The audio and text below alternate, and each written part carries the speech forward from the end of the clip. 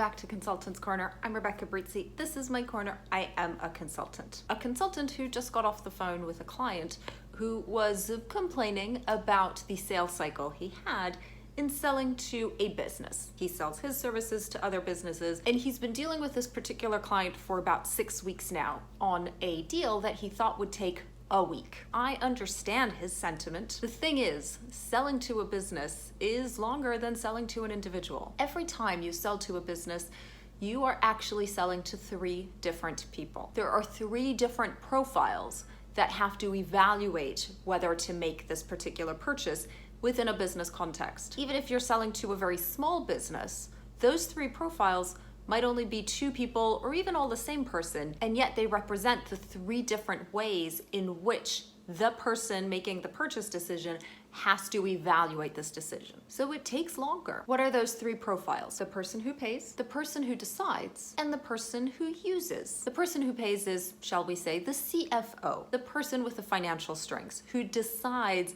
should my business invest in this thing, in this particular service or product? Will this service give me a greater return than what it's costing me cash-wise? Will it improve my business overall going forward? Will it offer a long-term, a well-sustained profit or return? The financial hat is one of those people. Then there is who decides. This might be a COO or a CEO, or it might be the head of a department. There, the consideration is about, does this make the work of this department better? Does it allow us to do things that we could not do before? Is it something that we can easily absorb into the things we're already doing? How disruptive is this purchase going to be? The person who decides is deciding whether this service fits into the needs of this team or the organization as a whole. And then finally, there's the person who uses. The particular service or product is going to change the life of somebody in that organization, perhaps everybody in that organization. Those are the users, the people who have to adapt their habits to this new thing. And the user is thinking about, is it worth it for me to adapt my habits? Am I willing to adapt my habits? Is this cumbersome in the day-to-day? Do I care? Do I bother? The person who pays, the person who decides, and the person who uses are all looking at the purchase in a different way, from a different point of view.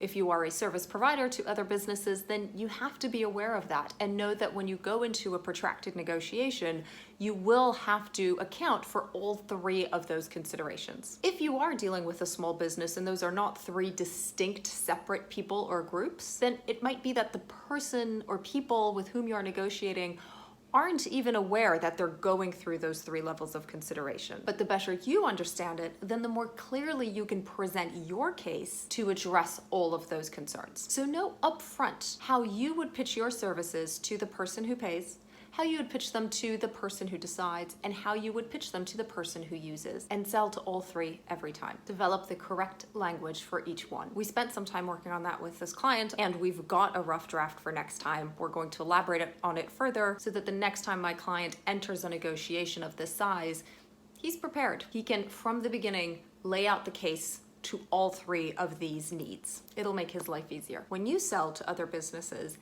how do you address all 3 of those concerns? How does your service improve the lives of all 3 of those different people? Develop the correct language for each. And join me back here next week. Hit subscribe, don't miss a thing. See you at the next video. Bye now.